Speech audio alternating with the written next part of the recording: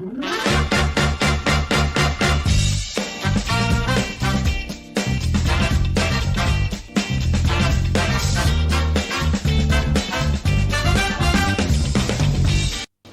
président de la République a procédé au lancement du processus d'appel d'offres pour l'exploitation des blocs pétroliers et gaziers. Qu'en est-il exactement? Quels en sont les contours? On en parle dans ce nouveau numéro de votre émission. Madame, Messieurs, bienvenue.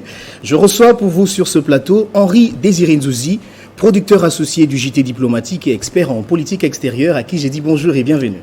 Merci de m'accueillir. C'est toujours un honneur d'échanger avec vous. Plaisir partagé.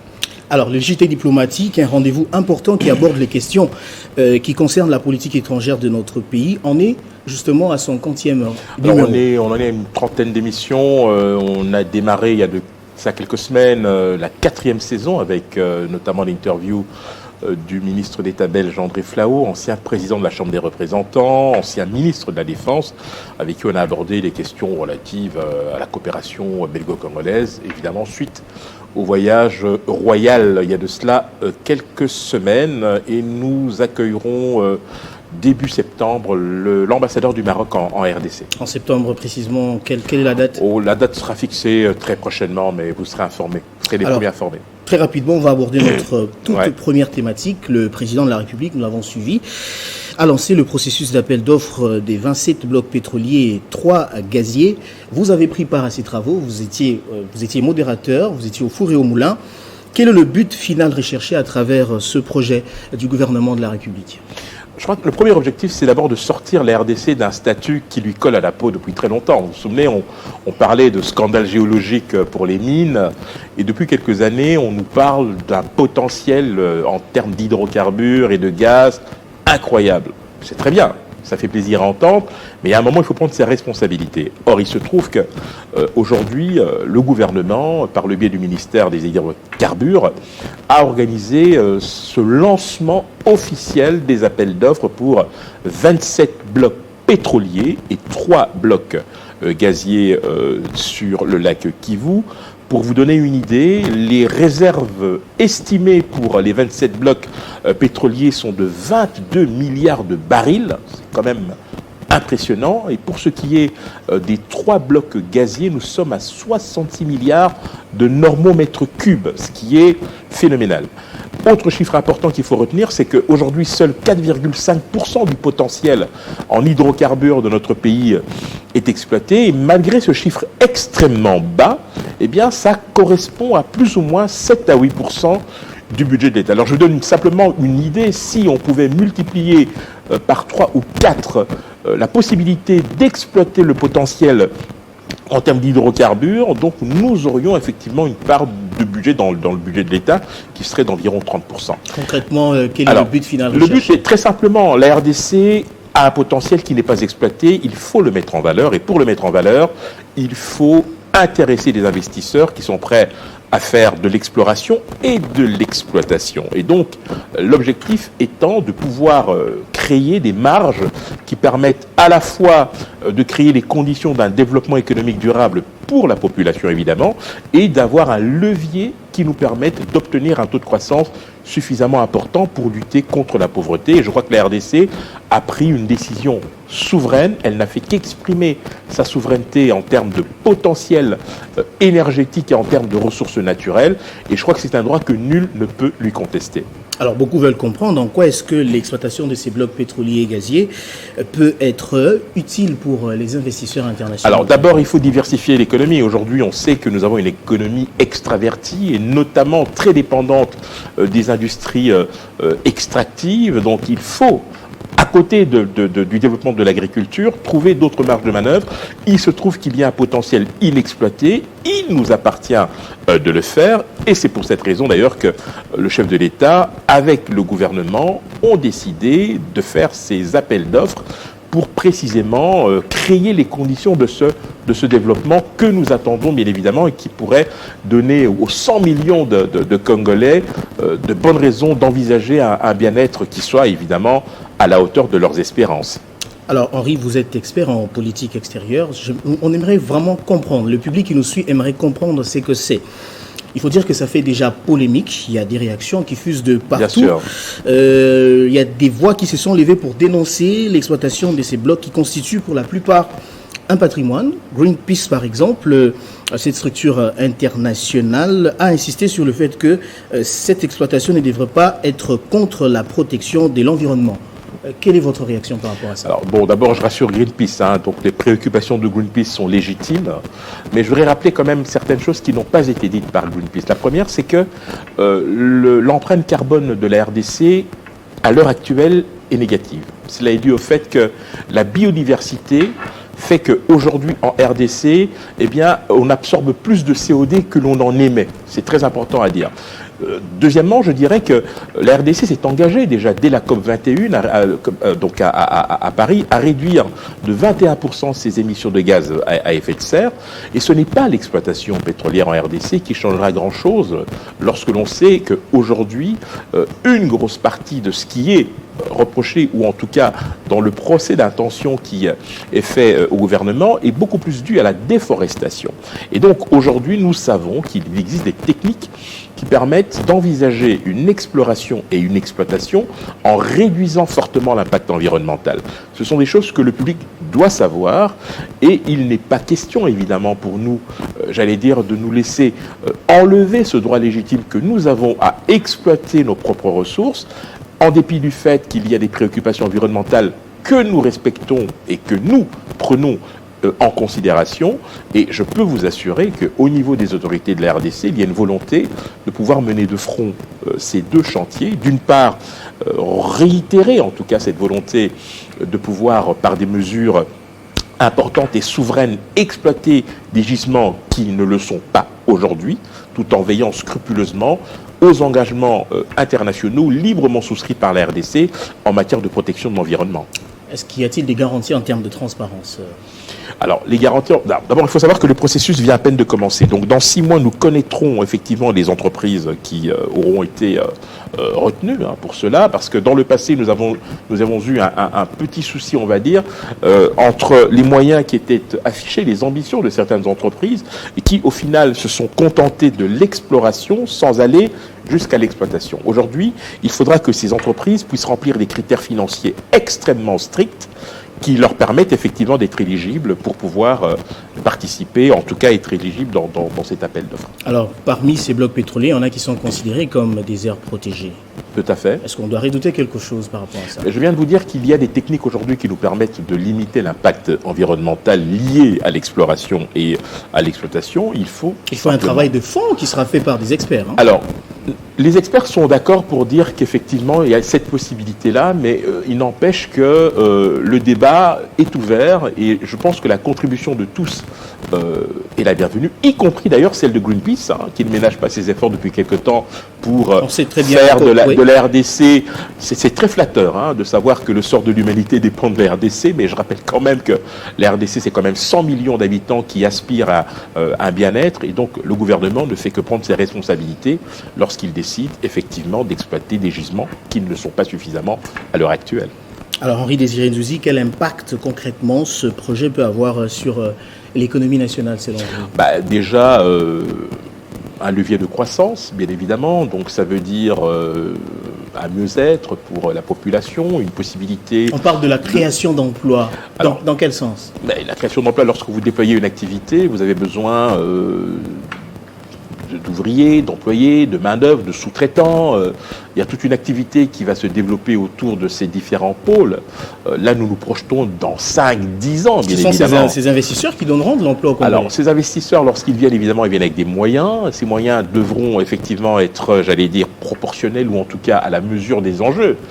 Puisque je l'ai répété il y a quelques instants, il n'est pas question de répéter les erreurs du passé. Il faut véritablement s'engager et faire en sorte que ceux qui auront réussi cette épreuve de l'appel d'offres puissent se montrer effectivement dignes de la confiance qui sera mise en eux. C'est une question de crédibilité, bien évidemment, et le gouvernement y veillera, bien entendu.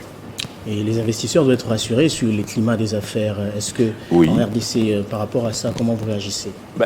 Il y a maintenant des efforts conséquents. Nous sommes dans un contexte marqué par la crise. Il y a des efforts conséquents qui ont été faits. Déjà, il y a le cadre légal, fiscal et environnemental dont il a été question d'ailleurs lors des débats. J'ai eu, vous l'avez rappelé, le plaisir de modérer ces débats-là, où il y a des incitants fiscaux qui devraient intéresser effectivement les entreprises. Au niveau légal, les dispositions pertinentes de la loi sont très claires à ce sujet. Il y a effectivement une protection, des garanties qui sont offertes aux investisseurs. Et pour ce qui est de l'environnement, je viens de le répéter, il y a un certain nombre de méthodes, de techniques qui permettent de réduire considérablement l'impact sur l'environnement. Et dans le contexte actuel, le pays est marqué par une crise sécuritaire. Les investisseurs ne viennent pas lorsqu'il y a l'insécurité. Certes, mais il nous reviendra qu'il y a dans la localisation des 27 blocs pétroliers et gaziers des situations géographiques partant des 3 différents sites où ont été identifiés ces blocs et qui ne font pas l'objet d'une situation ou d'une menace particulière. Donc je pense qu'à ce niveau-là, il faut que vous ayez vos apaisements. Alors je crois que tout est clair. On va aborder maintenant la toute dernière thématique, manifestation anti-MONUSCO. Quelles leçons à tirer, Henri-Désiré Ndouzi? Vous êtes expert en politique extérieure, je le rappelle. Les populations de l'Est ont manifesté contre la MONUSCO, l'accusant d'inaction. C'est depuis plus de 20 ans qu'elle est en République démocratique du Congo. Pas de résultats, l'insécurité continue. Là, il y a toujours des morts dans l'Est. Est-ce qu'aujourd'hui, selon vous, le départ de la MONUSCO devrait être considéré comme une urgence? Alors déjà, je ne peux pas laisser dire qu'il n'y a pas eu de résultats, mais je voudrais quand même qu'on revienne dans le passé. C'est le 30 novembre 1999, par la résolution 1279, que le Conseil de sécurité a institué la MONUC, comme la mission d'observation des Nations Unies au Congo, qui était chargée d'observer le cessez-le-feu découlant de l'accord de cessation des hostilités de Lusaka, signé le 9 juillet 1999. J'ai fait partie des experts qui ont rédigé tout à fait les termes de cet accord, signé par la RDC, avec 5 pays. On va quand même rappeler les 5 pays, c'est très important: Angola, Rwanda, Namibie, Zimbabwe, bien évidemment, et Ouganda. Alors, chaque année, depuis 1999, le Conseil de sécurité adopte en moyenne 4 à 5 résolutions par an en rapport avec la RDC. Mais lorsque vous regardez l'histoire de la MONUC, qui est devenue la MONUSCO en 2010, il y a 4 résolutions véritablement fondatrices, ou en tout cas qui ont eu un impact important à la fois dans sa transformation et dans la requalification de son mandat. Alors, la première résolution, je l'ai évoquée, 1279 du 30 novembre 1999, donc qui institue la MONUC. La deuxième résolution la plus importante, c'est la résolution 1533 qui a été adoptée en 2004 et qui, au fond, renforce le mécanisme, crée et renforce le mécanisme qui permet de surveiller l'embargo sur les armes imposées aux groupes armés. Et là, un rôle est dévolu à la MONUC de l'époque, justement, pour essayer de vérifier, contrôler que cet embargo ne soit pas, violé d'une certaine manière.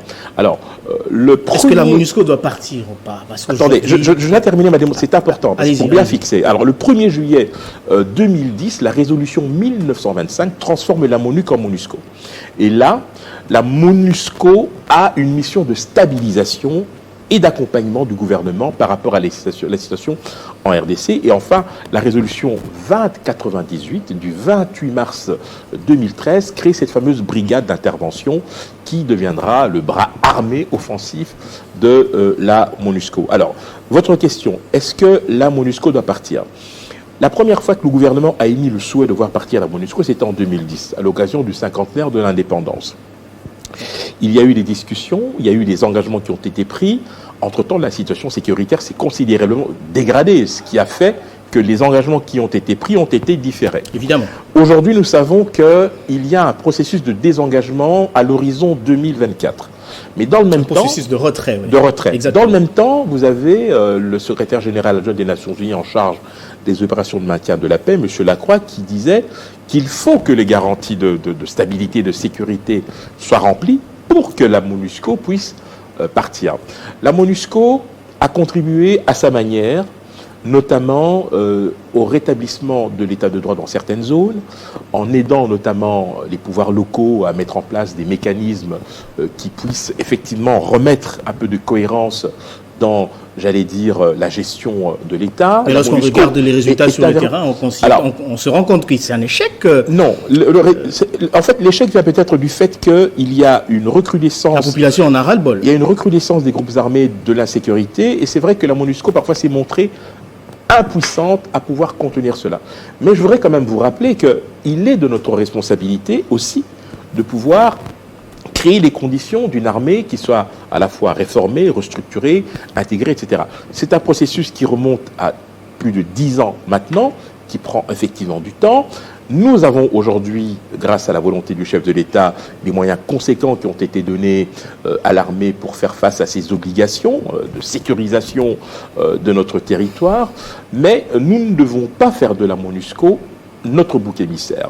L'impatience de la population est certes légitime, mais je rappelle que la mission première de la MONUSCO était au départ d'observer, ensuite de créer du maintien de la paix, d'accompagner les autorités, ça a été le cas d'ailleurs lors des élections qui se sont passées. Est-ce qu'au regard des résultats sur terrain, on ne devrait pas être conséquent?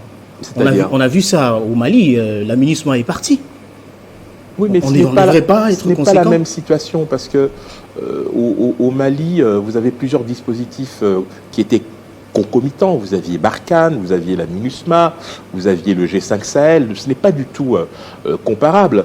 Je dirais qu'à l'heure actuelle, par rapport à la MONUSCO, il faut dépassionner le débat et surtout éviter, comme l'a très bien dit son Excellence Monsieur le Président de la République, il faut éviter d'instrumentaliser cette situation parce qu'aujourd'hui, le Rwanda, par exemple, n'a jamais caché sa méfiance et son aversion par rapport à la MONUSCO. Donc tous ceux qui aujourd'hui réclament le départ de la MONUSCO font en réalité le jeu du Rwanda. Donc il faut savoir ce que l'on veut à un moment donné, et on ne peut pas nier aujourd'hui que si dans certaines circonstances la MONUSCO n'avait pas été présente, nous aurions aujourd'hui beaucoup plus de problèmes.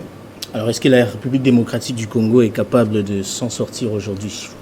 Parce qu'on est en train de réclamer le départ la MONUSCO, une fois qu'elle s'en va, est-ce qu'on peut s'en sortir seul? Il faut qu'il y ait deux processus concomitants. C'est-à-dire qu'il y a le processus de retrait ou de désengagement de la MONUSCO qui s'échelonnera jusqu'en 2024 ou 2025, mais dans le même temps, il faut que nous nous engagions dans une réforme de notre appareil sécuritaire à tous les niveaux en nous donnant davantage de moyens pour faire face à nos obligations et surtout pour sécuriser la partie est de la RDC. Alors, Henri Désiré Diouzy, je rappelle que vous êtes expert en politique extérieure. La situation sécuritaire dans l'Est reste très préoccupante. Bien sûr. La cité de Bunagana reste toujours occupée jusque-là. Anthony Blinken a annoncé les États-Unis ont annoncé l'arrivée dans le tout prochain jour de Anthony Blinken, qui va également, selon son agenda, rencontrer les autorités rwandaises. Pas plus tard qu'il y a quelque temps, les États-Unis se sont prononcés justement pour dénoncer la guerre faite par le Rwanda à la RDC. Est-ce qu'on peut dire que c'est une avancée diplomatique? C'est une avancée majeure, parce que jusqu'ici, nous avions été habitués à beaucoup de circonspection, beaucoup de réserves de la part des États-Unis. Est-ce qu'on peut dire que le plan de Kagame aujourd'hui est mis à nu? D'une certaine manière, oui, parce que lui qui a toujours été présenté comme un allié fidèle des États-Unis, aujourd'hui ne l'est plus véritablement. Voilà, donc je pense que les Américains ont eu le mérite de dire les choses telles qu'il fallait le dire, c'est-à-dire donner un nom à l'agression et nommer l'agresseur, et ça c'est une avancée majeure, bien évidemment. Et aujourd'hui, est-ce que vous pensez qu'Anthony Blinken aura le courage de regarder Kagame en face et voilà, de dénoncer ce qui se passe dans l'Est de notre pays? Alors, moi, je ne suis pas dans le secret des dieux, mais je vous rappelle que le président Barack Obama avait, en son temps, dénoncé la situation lorsque le M23 avait pris les armes et que le soutien rwandais était évident. La suite, on la connaît, hein, c'est-à-dire qu'entre 2013, au moment de la signature des déclarations de Nairobi, et jusqu'à octobre 2021, pendant 8 ans, il y a eu une accalmie. Donc, le poids américain, le poids des États-Unis est non négligeable. Je pense que s'ils usent de leur influence, il est effectivement possible de ramener le Rwanda à la raison. Et quel est votre point de vue, avant qu'on chute, quel est votre point de vue sur le déploiement dans les tout prochains jours de la force régionale de l'EAC? prenne. Le déploiement est le bienvenu, mais il va falloir veiller à ce que l'interopérabilité avec notamment la MONUSCO soit effectivement garantie, parce que si vous devez agréger comme ça des forces, même lorsqu'elles ont un objectif commun, il faut veiller à ce qu'il y ait de la cohérence par rapport aux objectifs qui seront poursuivis. Parce qu'il y en a qui redoutent un plan de balkanisation une fois que cette, oui, bien sûr, cette force sera déployée. Mais c'est toujours le même problème dès lors que vous avez des arrière-pensées politiques, etc. Mais il faut veiller vraiment à ce qu'il y ait de la cohérence dans le dispositif. Henri-Désiré Ndiouzi, je vous remercie d'avoir répondu à notre invitation. Je vous en prie, merci. Je rappelle que vous êtes producteur associé du JT diplomatique et expert en politique extérieure. Mesdames, Messieurs, merci à vous tous de nous avoir suivis. Restez fidèles au programme de Télé 50.